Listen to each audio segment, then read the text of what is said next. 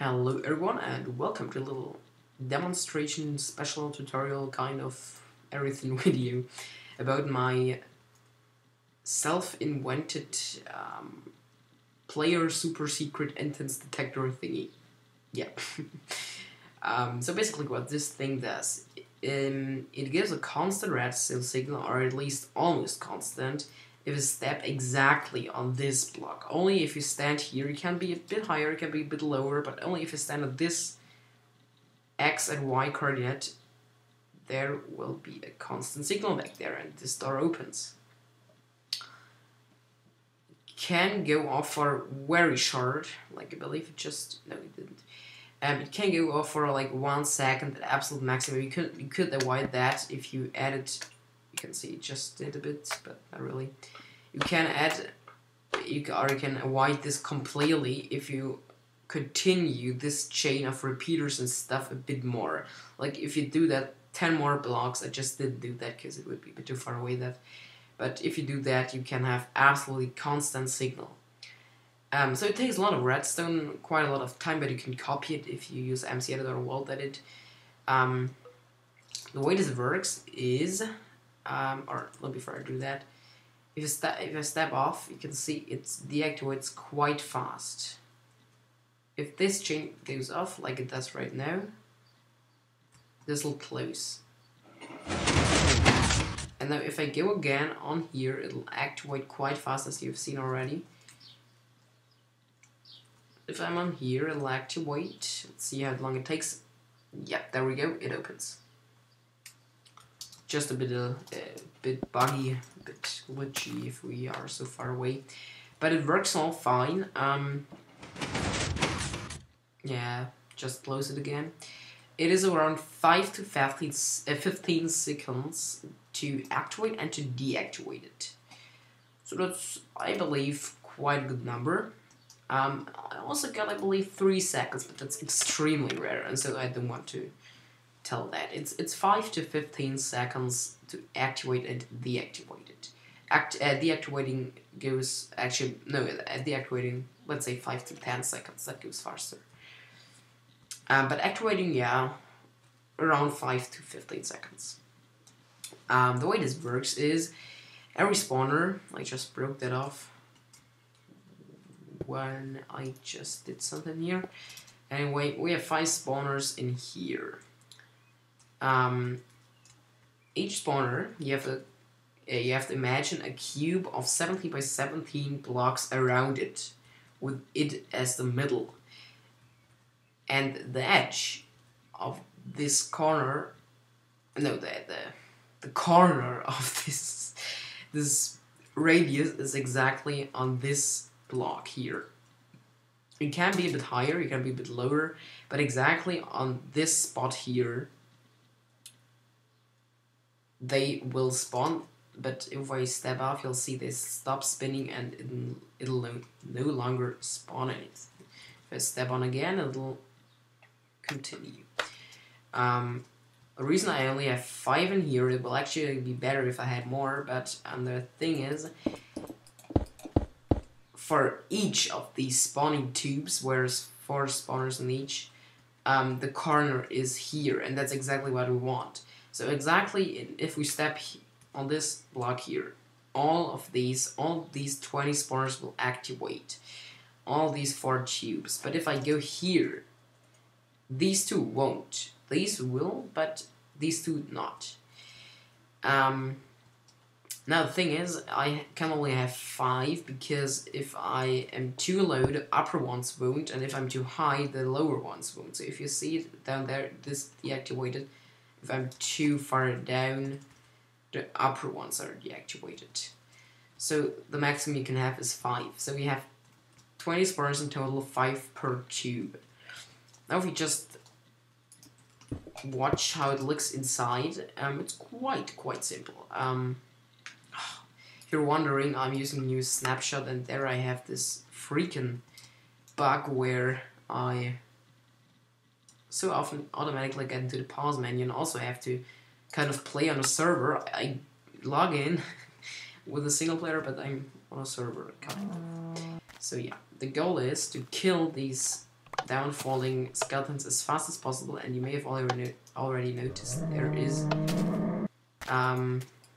pressure plates underneath it. Let me just, yeah, you can see here there's pressure plates all underneath, and let me just refill that. I want to have it all nice, so we put that here, lava here, pressure plate underneath, so we have still lava all in there. And now the thing is, they fall down there and are killed as fast as possible, so that will provide that it's off really fast, and that is extremely direct and not like that it spawns and then there's a signal for too long. So they'll fall down there, will fall into lava, activate the pressure plate, and will die at the same time. They'll also try to swim up, but they have high enough speed to fall through the lava first and at least once activate the pressure plate.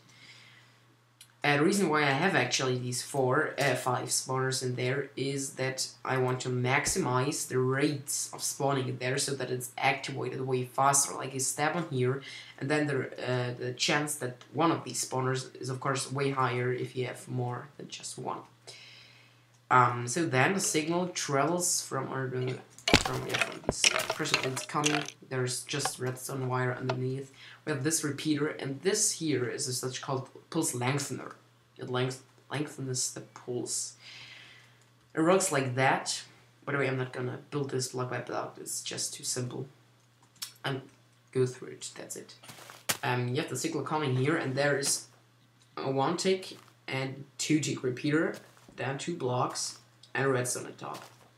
You can do that extremely easy, pretty near at each other. You can just do, at the end of this I just made 5 and then 5 and then 5 again. At the end of this just join the wire here, and when this wire here is powered, these 2 blocks, this block here and this block will be powered, powering these repeaters, and the chain will go on.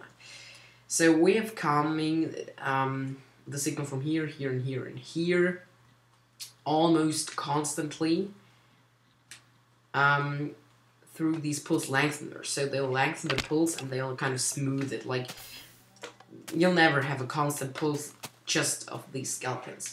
Like if I go here, you'll see it'll every time go off here, but the thing is, you see it almost constantly is on back here.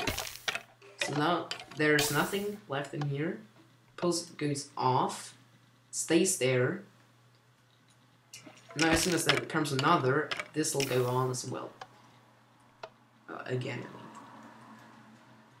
So the actuating the signal or starting the signal goes through these 1 tick repeaters, and they'll activate it pretty fast. So there's just 15 ticks delay until the signal goes from there to the end. But there is 20 ticks. No, not 20 ticks. It is 45 ticks until this goes off. In case there comes no further one. But you can see kind of, there comes another one, but just see, you can see it gets it and then it joins together.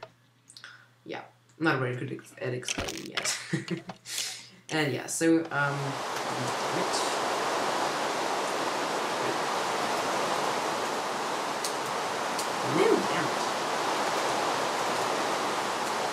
That's it. Now, 2 of these 2 and these 2 join each together in 1 AND gate. So this and this joins together in this one, giving the output here. These 2 do this one, giving the output here. And then these 2 go together in this AND gate, giving the final output here. And so if there's just one of these off, this final AND gate will be off as well. Like if this would be off, the signal here would be on, shutting this torch off, No. No, it'll not go. No. If just one of these doesn't give a signal, this would be off. That's it. Point. And now I have another pulse lengthener here, which smooths the whole output. And there is a chance that it just shortly, or that they won't be activated all at the same time. Each of these activates frequently. Deactivates frequently, and so there's a smoothener, pulse lengthener here, which makes this job, and that way we have almost constant signal, as I already told back here. So if we continue this chain until here, we would have a completely constant signal, most surely. So yeah, if you do this, most likely on the surface, you would only have to have a few mountains around, like these four. You have, of course, to do this a bit more realistic, that there's a little hill, there's a little hill there, do a little mountain chain back there, and then a little hill there. You have to find your way in doing this. It does not stand out too much, it's this level around. Yeah, this is it. So this is all there has to be covered. Now to placing the spawner, I'm just going to give you this quick info. My head is exactly the level of the block that we have to stand on. And if I just move over here, you can see there's this spawner, and then there's one spawner below and 3 above. So this is what you have to do. So I have a 3x3 cube of inside space. I almost recommend doing it a bit bigger. You should do it if you I did that here just for testing, and it worked out fine. But I believe you can smoothen the output even more if you do make the inside room 4x4, 5x5, or even bigger. If you do that all underground, that there's a little cave where you have to stand on this block, you can really well hide that all. But if you're on the surface and these tubes are so big like that they go all the way to here, it's pretty hard to make it look nice. It is possible, of course, if you're used to terraforming, you'll do that job. But just as a tip. So these are too small. I really prefer doing them at least at 4 or 5. So this way you get higher rates, smoothing the output even more, which is our goal. There's not pretty much to it. By the way, this here is a super compact, super nice, super awesome, super hidden. Really, you see nothing. Let me just turn it on. Let's do this. As you can see nothing. So there's nothing visible from in here. That's pretty nice. I love it. It's pretty fast. So check that out. I did a little circuit here to like that when the second one went off, and then yeah, So yeah, this is by CNB Minecraft. Check him out. He's a really good guy. That's awesome resistance. You see, it's super compact, 3x3. You see nothing. But that's not our topic. This is all there is to it. I tried to do this nice as possible. I did this kind of spiral thing here. And you can do these lengtheners pretty compact and nice. And so yeah, this is actually all there's to it at the moment. I might come up with a few improvements yet. But okay, so hope you can do something of it, and don't actually know what that can be super useful for. At least it is a secret, really secret entrance. You don't have a lever, a button, a pressure plate, water that you have to take out, or anything, anywhere. You see nothing. It's completely